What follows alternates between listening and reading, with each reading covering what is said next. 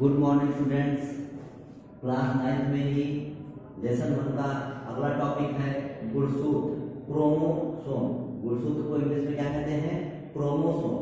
ठीक, तो आज हम आपको क्रोमोसोम अर्थात गुणसूत्र के विषय में बताएंगे।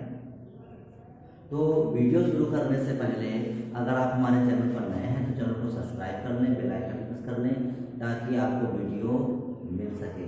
तो चलिए आइए शुरू करते हैं गुणसूत्र। आपने गुणसूत्र के विषय में सुना होगा, गुणसूत्र का नाम भी सुना होगा, लेकिन आज हम जानेंगे गुणसूत्र होता क्या है। आप लोगों ने बहुत बार गुणसूत्र का नाम सुना होगा, लेकिन आज हम पूरा गुणसूत्र के विषय में जानेंगे कि गुणसूत्र क्या होता है, गुणसूत्र का स्ट्रक्चर कैसी होती है, गुणसूत्र दिखता कैसा है, तो सब हम पूरा जानेंगे इसके विषय में। तो सबसे पहले गुणसूत्र की खोज किसने की थी? गुणसूत्र को खोजा किसने था? देखिए, गुणसूत्र की जो खोज थी वो स्ट्रासबर्गर एक वैज्ञानिक थे, स्ट्रासबर्गर। वो 1875 में इन्होंने पस कोशिकाओं, जो मवाद होता है पस होता है, पस कोशिकाओं में की थी। तो गुणसूत्र की खोज स्ट्रासबर्गर ने पस कोशिकाओं में 1875 में की थी। और जो वाल्डेयर थे, एक दूसरे वैज्ञानिक थे वाल्डेयर ने इसे क्रोमोसोम नाम दिया था। जो गुणसूत्र होते हैं जिसे इंग्लिश में क्रोमोसोम कहते हैं, तो क्रोमोसोम जो नाम दिया था वो किसने दिया था? तो वाल्डेयर ने दिया था। ठीक, तो ये हो गई उनकी खोज और उनका नामकरण। अब आता है उनकी आकृति और आकार। गुणसूत्र दिखाई कैसे देते हैं? तो जब कोशा विभाजन होता है, कोशा विभाजन मतलब समसूत्री और अर्धसूत्री, जब कोशिका विभाजन होता है तो कोशा विभाजन की जो एनाफेज अवस्था होती है, जब कोशा विभाजन होता है, सेल डिवीजन होता है, तो उसमें कई अवस्थाएं होती हैं, जैसे prophase, metaphase, anaphase, telophase, cytokinesis. तो उसी प्रकार से जब कोशा विभाजन होती है तो उसमें जब एनाफेज अवस्था आती है, तो एनाफेज अवस्था में जो गुणसूत्र होते हैं वो वी जैसा वी होता है, मतलब कैपिटल वी, तो इस प्रकार से कैपिटल वी के आकार के दिखाई देते हैं। ठीक, या फिर जे के आकार के दिखाई देते हैं, या फिर कैपिटल एल के आकार के दिखाई देते हैं। ठीक, तो ये वी, जे और एल के रूप में दिखाई देते हैं। ऐसा लगता है कि कोई वी बना हुआ है, जे बना हुआ है, एल बना हुआ है। तो इस प्रकार से ये कोशा विभाजन की जब एनाफेज अवस्था आती है तो एनाफेज अवस्था में ये वी, जे और एल के रूप में दिखाई देते हैं। अब इसका सबसे ज्यादा जो मोस्ट इंपॉर्टेंट है वो है स्ट्रक्चर, संरचना। तो संरचना को हम वहां ना बल्कि चित्र में देखें कि फिगर में क्या बताया गया है। देखिए, सबसे पहले अगर आप चित्र समझ गए तो समझिए आपको ये सब कुछ आप लिख लेंगे। तो सबसे बाहर, जैसे ये मान लीजिए गुणसूत्र बना हुआ है, तो गुणसूत्र के सबसे बाहर कौन सा आवरण है? पेलकिल। तो कहेंगे गुणसूत्र के सबसे बाहर का आवरण पेलकिल कहलाता है। ठीक, फिर गुणसूत्र के अंदर एक तरल पदार्थ भरा होता है, जिसे क्या कहते हैं? मैट्रिक्स कहते हैं। ठीक, फिर गुणसूत्र में दो धागे जैसी संरचनाएं होती है। देखिए, दो धागे जैसी संरचनाएं आपको दिखाई दे रही हैं। तो जो गुणसूत्र में जो धागे जैसी संरचनाएं होती हैं, तो जो सर्किल क्रम में आपस में लिपटी होती हैं, इनको क्या बोलते हैं? क्रोमोनिमेटा बोलते हैं। जो गुणसूत्र में जो धागे जैसी संरचनाएं होती है, जो आपस में लिपटी हुई होती हैं, उनको क्या बोलते हैं? क्रोमोनिमेटा बोलते हैं। जो क्रोमोनिमेटा होता है, जो धागे संरचना होती है, उस पर छोटे छोटे बिंदु जैसे लगे होते हैं, छोटे छोटे कण लगे होते हैं। मैंने डॉट डॉट करके इसके बीच में देखो दिखा दिया है। ठीक, तो जो यहाँ पर देखिए ये डॉट बना हुआ है, ये डॉट बना हुआ है, ये डॉट बने हुए हैं।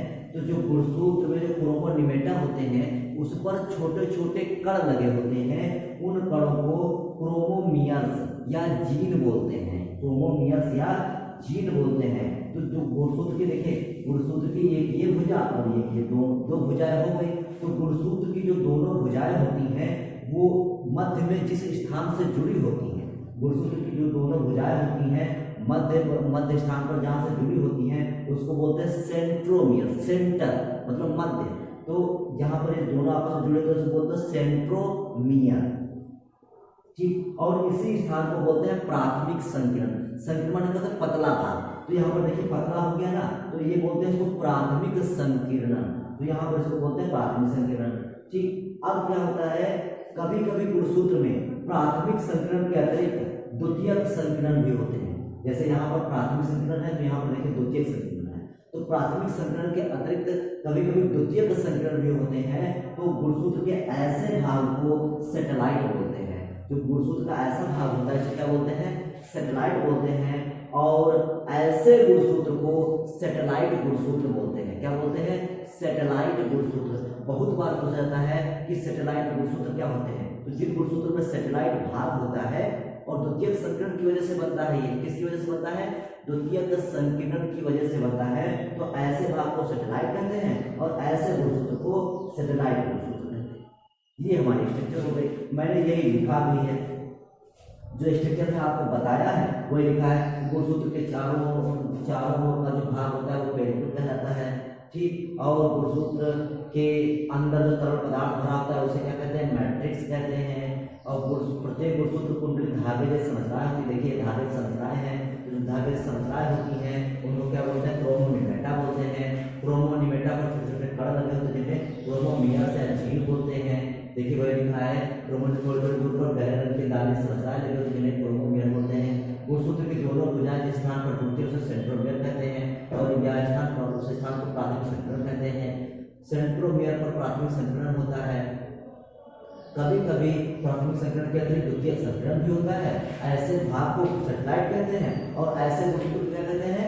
सैटेलाइट गुणसूत्र कहते हैं, ठीक। अब गुणसूत्र का कार्य क्या होता है? देखिए कार्य इंपॉर्टेंट है कि गुणसूत्र में डीएनए होता है। जैसे ये क्या संरचना तो इन्हें डीएनए बोलते हैं। तो गुणसूत्र में डीएनए होता है और डीएनए पर जीन्स होते हैं और जीन्स क्या करते हैं? उन पर आनुवंशिक सूचनाएं होती हैं। जीन्स में क्या होती है? आनुवंशिक सूचनाएं होती हैं।